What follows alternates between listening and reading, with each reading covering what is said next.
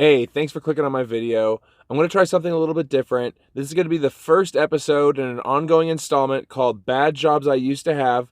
I'm starting with my first job. I was a liquor store stock boy. Let's get started. Definitely, if it's your first time to my channel and you want to grow, be a better delivery driver, just be entertained, hit that subscribe button, hit the notification bell. I do apologize, I'm going to be wearing sunglasses for this video. I'm very light sensitive ever since getting LASIK, and I'm out in the literally middle of the high desert. I've done everything I can to make it so it's not so bright in here, but it was hurting my eyes, so I have to wear the sunglasses, and I'm really sorry. Now, this was a liquor store that was actually in my neighborhood that I grew up in, and it was called Country Hills Liquor. Now, spoiler alert, I was fired from this job at the very end of the story, but that was already in the thumbnail. This brings me to my next point. This video is sponsored by Cover. Cover is a monthly subscription service starting at $7 a month that offers gig worker wage protection, as well as many other great perks and benefits. Should you be wrongfully terminated from one of these gig working apps, a reactivation letter will be sent by a law firm as one of the many perks of being a Cover member. This for all just starting at $7 a month, and you get your first free month using my link in the description below. Please definitely click it. It's a free month of gig worker wage protection, not just for Postmates, but for all different gig working apps. So click the link and get protected. Now, I think it's important to mention that I really wanted this job.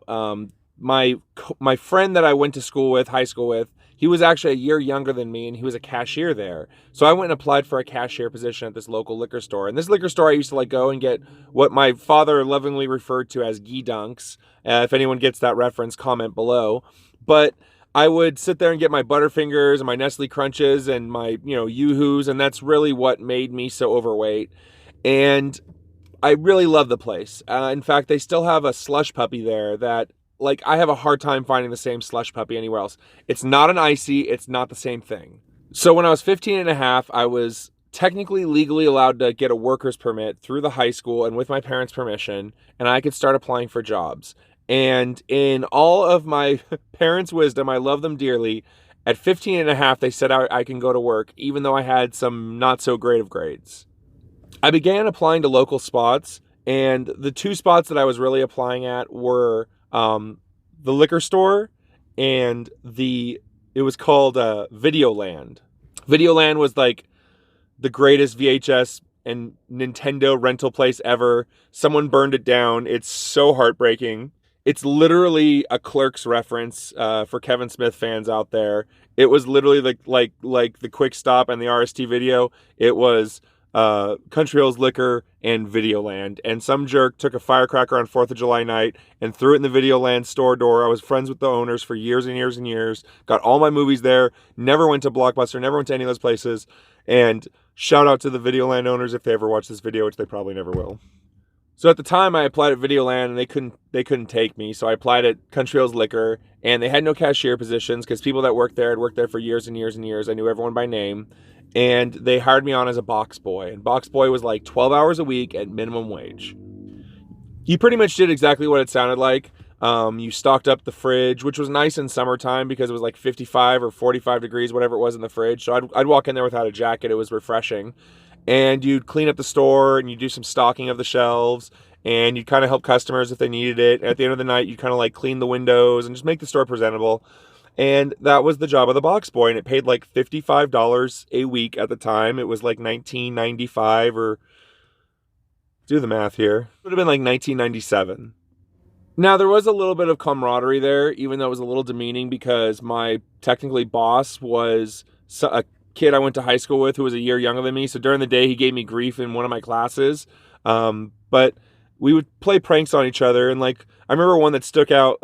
I went to go open up the fridge to go stock it one time, and my hand just was oily and slimy. I was I did not know what it was. I was freaking out, so I started washing my hands. It wasn't coming off, and they put petroleum jelly on the door handle for me to open. And it was pranks like that. It was definitely a man's liquor store at the time. It actually got rebought out years later by female owners, but at the time it was all very male dominated.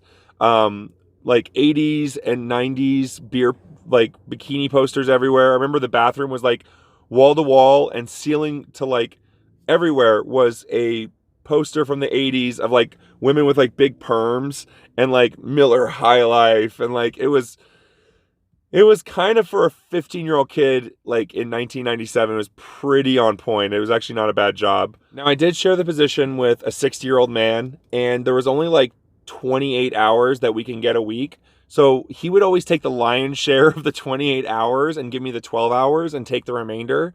So we were constantly butting heads. And I remember one time I was like, I need more hours. And like, I really wanted to be a cashier, but at 15, I didn't know how to do that.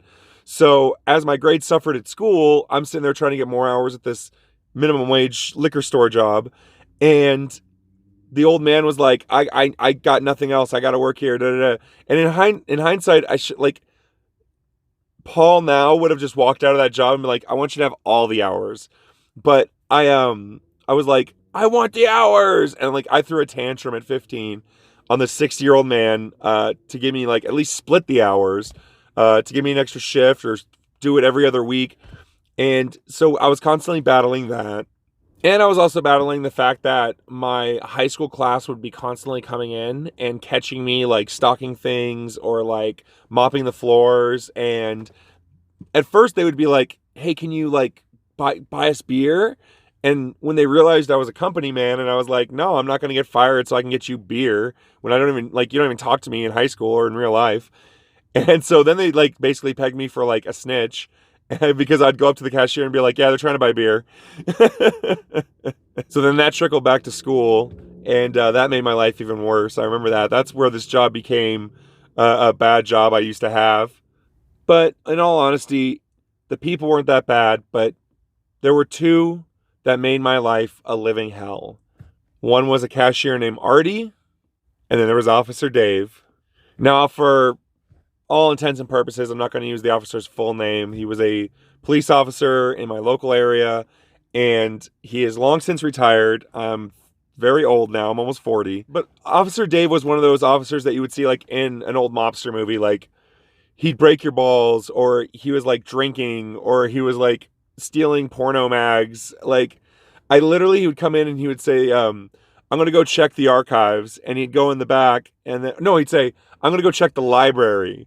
And then he would come back. And remember one time I saw, like, I never knew what the library was, but it was our back issues of porn mags that we couldn't sell. And he would go and take 2 or 3 for his watch that night. And then he would be like, I'm going to go get some tea. And I'd be like, oh, we have tea out here. And he'd be like, no, I want that cold tea that you keep in the back. And I caught him one time taking a bottle of Jack and spiking his drink. Because of this, in my mind, Officer Dave had a reputation as being a corrupt cop, so he scared me at 15, especially since I was a punk kid running around trying to drink myself or smoke a little dope, So, like, I'd see him and be like, oh, crap, it's Officer Dave. Like, he's corrupt as all hell. So, this one story is not the cleanest, but I'm in the bathroom, and I use the restroom, and I finish, and I take one of those, like, Pine Sol thing or Glades or whatever, and I spray it up. I don't even know what it was in 97. But the air freshener, I spray it up. And I open the door, and he is standing right in the crest of the door, like right in the door jamb. And like, whoa, what are you doing? And he was like, smells like a bear took a shit in the forest. I was like, what? He's like, get out of the way. And he like pushed me out of the way, and he went in the bathroom. And I just remember being like, what the heck is wrong with this guy? But he wasn't as bad as Artie. Artie was about 4'11", maybe 5 foot, drove a 97 Camaro, had a small dog complex. Being that it was a male-dominated liquor store in 97, we'd all like break each other's backs, be like, oh, you ugly, you bald, oh, you got that broken down Toyota out there, haha, and it was all kind of in good fun, if not like roasting type fun, but good fun.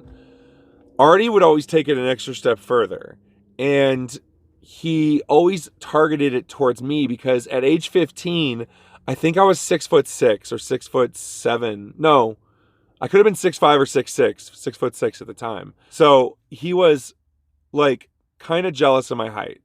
So of course when he would come at me hard, because he was like 30 years old and I was 15, I would basically come back at him and say, well, at least I don't drive a Camaro. That's a car for people that... And don't get mad at me, Camaro people. He was 5 foot tall. I had to take it. I was 15. It was low-hanging fruit. if you know what I mean. But I would basically make fun of the fact that he had to have a Camaro to make up for the fact that he was not tall. I didn't at least attack his pecker. So one night I'm mopping the floor. I usually work like 3-hour shifts because I was 15. I couldn't work a lot of hours. I think I can only work 15 max. So I'm like mopping the floor before closing. And I'm closing with Artie. And I never like to close with Artie.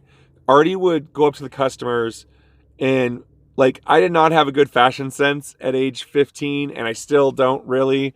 But he would essentially be like, yo, who do you think's dressed better? Like when women would come in and be like, me or him? And I'm like, dude, you're 30 and they're like 25. Of course they're going to think it's you.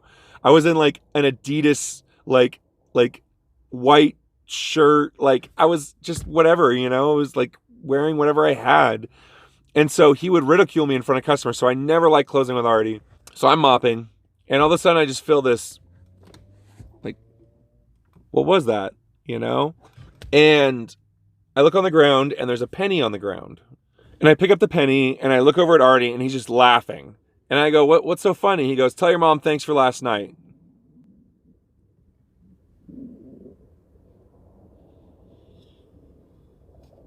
So 15-year-old Paul freaked. I was a hothead at 15.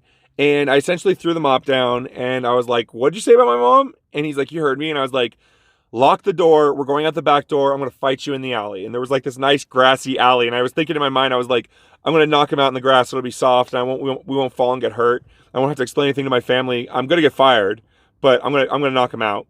So he goes, get out. And I go, no, we're going to fight. I'm going to teach you some manners. And he's like, get out. And he's like, okay. So I go out. Next day I come into work. I talk to the guy I've known for years. He tells me what I already know. I'm fired. I try to explain my position. He goes, it doesn't matter. Artie gets to keep his job. So like 2 years later, I go in because I don't go in for years. I'm really sore at him. And after 2 years, I go back into this liquor store and Artie's working there still. And I've got another job now, which I'll share with you later on the next video.